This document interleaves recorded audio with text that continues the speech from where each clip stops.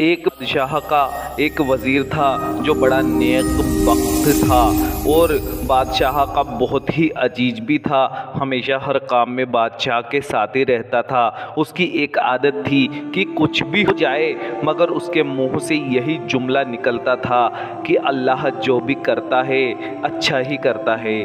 عجیب اتفاق یہ ہوا کہ بادشاہ نے کسی شہر پر حملے کے لیے فوج بھیجی مگر اسے وہاں سے شکست ہوئی۔ جب یہ خبر بادشاہ کو ہوئی تو وزیر کی زبان پر یہی نکلا، اللہ جو بھی کرتا ہے اچھا ہی کرتا ہے۔ خیر بادشاہ نے وزیر کی اس بات کو انسنا کر دیا۔ کچھ دنوں کے بعد بادشاہ کی ماں کا انتقال ہو گیا۔ وزیر نے یہی بات دہرائی، اللہ جو کرتا ہے اچھا ہی کرتا ہے۔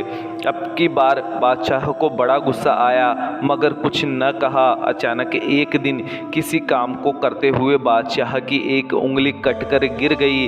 بادشاہ درد سے تڑپ اٹھا مگر جیسا کہ وزیر کا معمول تھا اس کی زبان پر یہی نکلا، اللہ جو کرتا ہے اچھا ہی کرتا ہے۔ اب بادشاہ کو غصہ آ گیا، اس نے سپاہیوں کو حکم دیا وزیر کو کال کوٹری میں ڈال دیا جائے اور روزانہ کوڑے لگائے جائیں۔ سپاہی وزیر کو لے جانے لگے، تب بھی وزیر یہی بول رہا تھا، اللہ جو کرتا ہے اچھا ہی کرتا ہے۔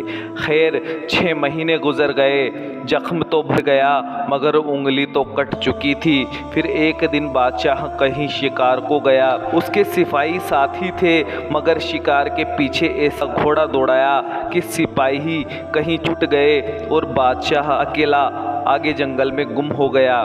جہاں وہ پہنچا وہاں آدی واسیوں کا ڈیرا تھا۔ آدی واسیوں نے بادشاہ کو پکڑ لیا، وہ چلا رہے تھے، میں بادشاہ ہوں مگر سنیں کون؟ ان کے یہاں پر بلی دینے کا قانون تھا، سو ان کو نہلایا دھلایا گیا اور بلی دینے کے لیے حاضر کیا گیا۔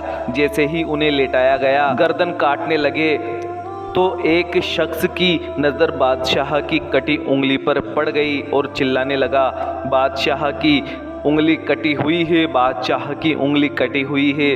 سردار نے بادشاہ کو چھوڑ دیا، گرتے پڑتے دربار تک پہنچا اور کہا کہ آج تو میری کٹی انگلی کی وجہ سے بچ گیا۔ فوراً وزیر کو جیل سے نکلوایا۔